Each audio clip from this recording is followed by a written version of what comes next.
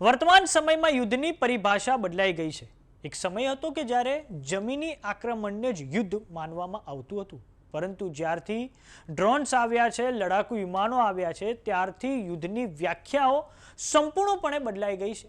યુદ્ધમાં વિશ્વના કોઈ પણ ખૂણે બેઠેલો વ્યક્તિ જે તે પ્રદેશમાં ડ્રોન વડે ભારે તબાહી મચાવી શકે છે. ત્યારે આજે આપણે આ વિડીયોમાં એ જાણીશું કે અમેરિકા દ્વારા ઈરાનની સામે કયા કયા ઘાતક હથિયારોનો ઉપયોગ કરવામાં આવ્યો છે. કેમ કે જગત જમાદાર અમેરિકા હંમેશાથી આધુનિક હથિયારોની રેસમાં સમગ્ર વિશ્વમાં આગળ રહ્યું છે. તો આવો જાણીએ સમાચાર વિસ્તારથી. નમસ્કાર, જમાવટ સાથે હું છું પાર્થ.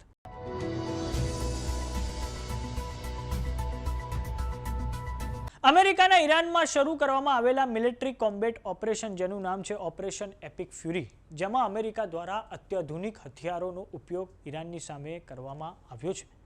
તો આજે આપણે આ હથિયારોની લિસ્ટ પર નજર કરીએ. તો દર્શક મિત્રો, સૌથી પહેલું હથિયાર આવે છે, આ તમે સ્ક્રીન પર જોઈ શકો છો, તે છે B-1 બોમ્બર વિમાનો. આ B-1 બોમ્બર વિમાનોનું જે પેલોડ છે એ 75,000 પાઉન્ડનું પેલોડ છે. આ પછી વાત કરીએ કે અમેરિકા દ્વારા કયા બોમ્બર વિમાનોનો ઉપયોગ કરવામાં આવ્યો છે. બોમ્બર વિમાનોનો મતલબ એ થાય છે કે આ વિમાનોનો ઉપયોગ કરીને જે તે પ્રદેશમાં ખૂબ ભારે માત્રામાં બોમ્બ વરસાવવા. B-1 બોમ્બર વિમાનો જેનું પેલોડ છે 75,000 પાઉન્ડ. હવે વાત કરીએ બીજા સૌથી અત્યાધુનિક વિમાનો, જેમનું નામ છે B-2 સ્ટીલ્થ બોમ્બર વિમાનો.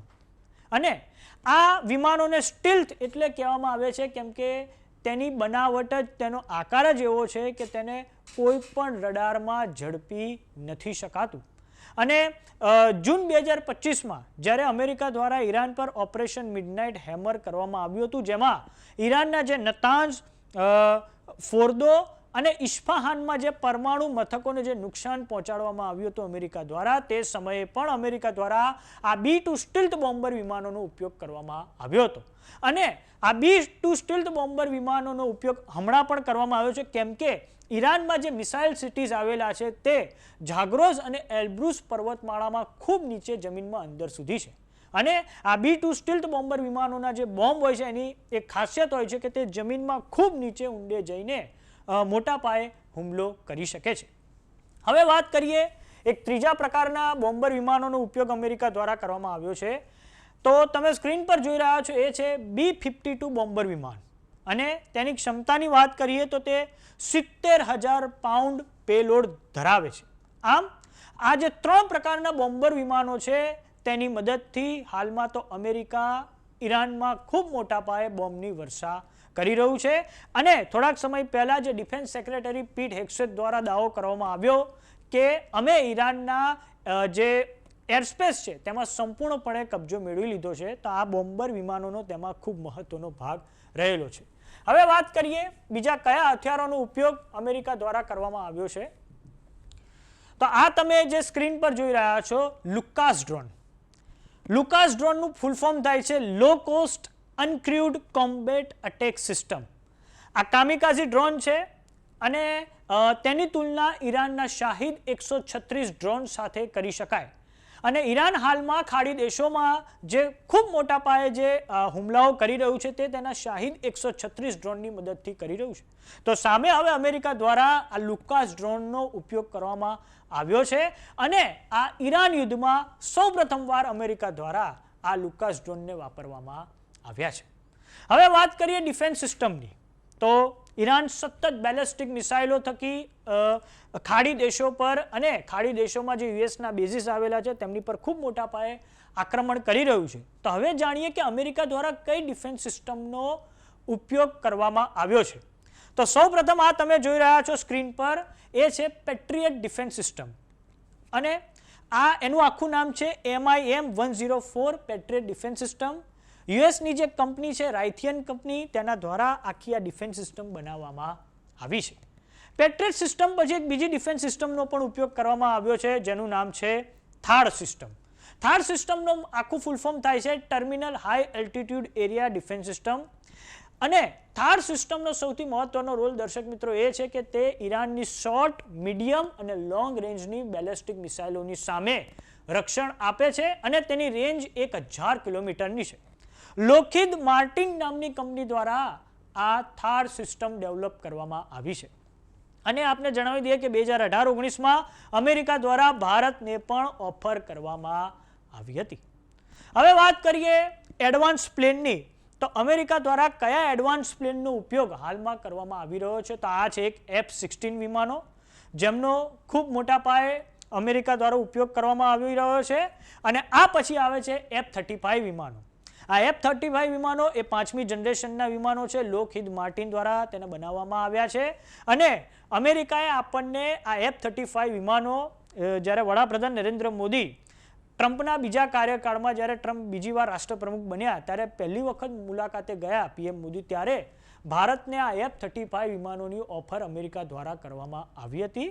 અને આપણી પાસે હાલમાં તો 2 ઓપ્શન છે, એક રશિયાના સુખોઈ Su-57 વિમાનો 5મી જનરેશનના અને એક F-35 વિમાનો. આ 2 હાલમાં તો ઓપ્શનમાં છે. અને અમેરિકાના F-35 વિમાનોનો ઉપયોગ હાલમાં તો ઈરાનમાં ખૂબ મોટા પાયે કરી રહ્યું છે. હવે વાત કરીએ એક બીજા વિમાનોનો પણ ઉપયોગ કરવામાં આવી રહ્યો છે અમેરિકા દ્વારા. એનું નામ છે A-10 થંડરબોલ્ટ વિમાન. ગ્રાઉન્ડ અટેક એરક્રાફ્ટ છે અને તેનો ઉપયોગ CAS એટલે કે ક્લોઝ એર સપોર્ટ માટે જબરજસ્ત રીતે કરવામાં આવે છે. હવે વાત કરીએ ડ્રોનની. એક લુકાસ ડ્રોન થઈ ગયા, પરંતુ અમેરિકા દ્વારા એક બીજા પણ અટેકિંગ ડ્રોનનો ઉપયોગ હાલમાં કરવામાં આવ્યો છે, જેનું નામ છે MQ-9 reaper drone. General atomic aeronautical system નામની જે કંપની છે તેમના દ્વારા એને બનાવવામાં આવ્યા છે. 2024માં ભારત દ્વારા USA પાસેથી આ ડ્રોન્સને ખરીદવા માટે ડીલ થઈ હતી. અને આ ડ્રોનનો ઉપયોગ ISR એટલે કે ઇન્ટેલિજન્સ, સર્વેલન્સ અને રિકનેસન્સમાં ખૂબ બહોળી રીતે થાય છે. અને આપને જણાવી દઈએ કે આ MQ-9 રીપર ડ્રોન છે, થોડાક સમય અગાઉ ઈરાને એવો પણ દાવો કરેલો છે કે તેમના દ્વારા લગભગ 2 થી 3 MQ-9 રીપર ડ્રોન તોડી પાડવામાં આવ્યા છે. હવે સૌથી મહત્વના અમેરિકાના હથિયારની વાત કરીએ કે જેના થકી અમેરિકા ઈરાન પર 24/7 પોતાના એર ઓપરેશન્સ હાલમાં ચાલુ રાખી શક્યું છે, તો તેનો જવાબ છે એરક્રાફ્ટ કેરિયર. દર્શક મિત્રો, આ તમે જોઈ રહ્યા છો એરક્રાફ્ટ કેરિયર. આ એરક્રાફ્ટ કેરિયરનું નામ છે USS અબ્રાહમ લિંકન. આ પછી તમે જોઈ શકો છો આ બીજું એક એરક્રાફ્ટ કેરિયર છે જેનું નામ છે USS ગેરાલ્ડ આર ફોર્ડ. અને આ તો દુનિયાનું સૌથી મોટું એરક્રાફ્ટ કેરિયર છે. અને ત્રીજું એરક્રાફ્ટ કેરિયર કે જે અમેરિકા દ્વારા આજે જાહેરાત કરવામાં આવી એનું નામ છે USS જ્યોર્જ H.W. બુશ. આ ત્રીજું એરક્રાફ્ટ કેરિયર પણ હવે આજે અમેરિકા દ્વારા મિડલ ઇસ્ટમાં તૈનાત કરવાની સૂચના ડોનાલ્ડ ટ્રમ્પ દ્વારા આપવામાં આવી છે. આપને જણાવી દઈએ કે અમેરિકા હાલમાં ઈરાનમાં જેટલા પણ એર ઓપરેશન્સ પાર પાડી રહ્યું છે અને તે 24/7 ચાલુ રાખી શકે છે આ 3 એરક્રાફ્ટ કેરિયરની મદદથી. અને આ 3 aircraft carrier nuclear powered aircraft carrier છે. હવે વાત કરીએ સૌથી મહત્વની, તો આ રહ્યું વિમાન કે એ ખૂબ મહત્વનું છે અમેરિકન એરફોર્સ માટે, જેનું નામ છે C-17 ગ્લોબ માસ્ટર વિમાન. બોઈંગ કંપની દ્વારા બનાવવામાં આવ્યા છે. એરલિફ્ટમાં ખૂબ મોટા પાયે ઉપયોગી છે. સૈનિકો, વાહનો અને માલ સામાનનું પરિવહન કરી શકાય છે. અને ભારત પાસે પણ આ C-17 ગ્લોબ માસ્ટર વિમાનો છે. હવે આપને જણાવી દઈએ કે ડોનાલ્ડ ટ્રમ્પ દ્વારા થોડાક સમય અગાઉ અમેરિકાની જે ડિફેન્સ મેન્યુફેક્ચરિંગ કંપની છે, જેમ કે લોકહીડ માર્ટિન છે, રાયથિયન છે, જે અલગ અલગ કંપનીઓ જે ડિફેન્સમાં આગળ પડતી છે, તેમના જે અધિકારીઓ છે તેમની સાથે એક મિટિંગ કરવામાં આવી હતી, જેમાં હવે એ ડિફેન્સ કંપનીઓ દ્વારા પોતાના ત્યાં હથિયારોનું ઉત્પાદન વધારી દેવામાં આવ્યું છે. અને સાથે જ ડોનાલ્ડ ટ્રમ્પ દ્વારા દાવો કરવામાં આવ્યો હતો કે તેમની પાસે મીડિયમ રેન્જના મિસાઇલો અને જે હથિયારો છે તે ખૂબ ઓછા છે. માટે આ કંપનીઓ દ્વારા હવે બાંહેધરી આપવામાં આવી છે કે હવે આવનારા સમયમાં હથિયારોનું પ્રોડક્શન ખૂબ ઝડપથી કરવામાં આવશે. આમ પશ્ચિમ એશિયામાં યુદ્ધ દિવસે ને દિવસે ભયંકર બનતું જાય છે. તો આજે આ તરફ ઈરાન દ્વારા સાઉદી અરેબિયા અને UAE પર ખૂબ મોટા પાયે મિસાઇલથી અને ડ્રોનથી હુમલો કરવામાં આવ્યો હતો. તો કેવો લાગ્યો અમારો વિડીયો અમને કોમેન્ટ બોક્સમાં લખીને જરૂર જણાવો. જો તમે અમને YouTube પર જોઈ રહ્યા તો સબસ્ક્રાઇબ કરો. જો તમે અમને Facebook પર જોઈ રહ્યા તો ફોલો કરો. સાથે જ અમારી WhatsApp ચેનલ આવી ગઈ છે, જોઈન કરવાનું ના ભૂલતા. નમસ્કાર.